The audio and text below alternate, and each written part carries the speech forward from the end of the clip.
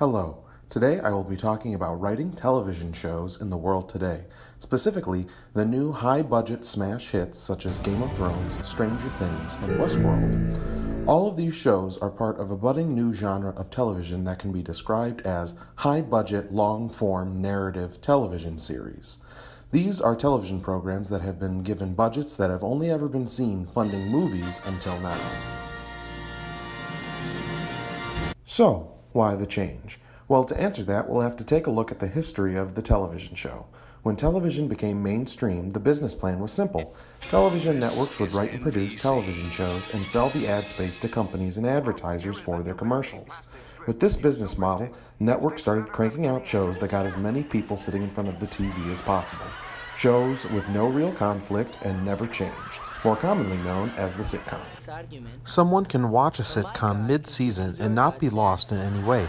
The characters are obvious, there's no overarching story, and at the end of every episode, everything goes back to normal. That is how TV was written until a new player came to the table, HBO. HBO was a paid television network that didn't have to abide by the FCC and derived all of its profits from paying subscribers.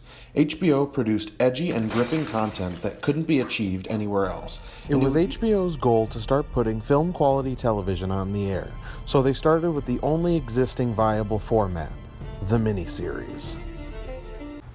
The miniseries was an idea that modeled itself after a major motion picture, in that unlike a normal television series, a miniseries has a predetermined number of episodes. It wasn't trying to attract weekly viewers, rather it is advertised as a television event. This fact allowed for miniseries to be granted budgets that were higher than any other program. For the first time, consumers saw movie-quality content going straight to TV.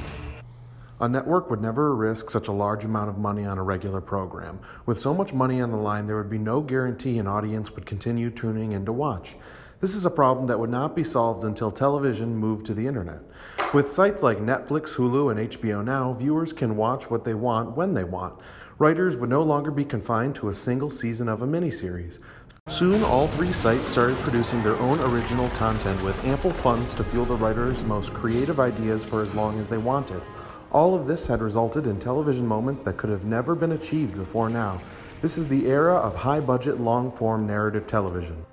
Now you might be wondering what's next. In truth, this new concept is not done growing. Each of these shows has the resources of a high-quality movie, but where is the talent coming from? While television writers may be more experienced with this form of writing, they do not have experience writing with the new resources that are available.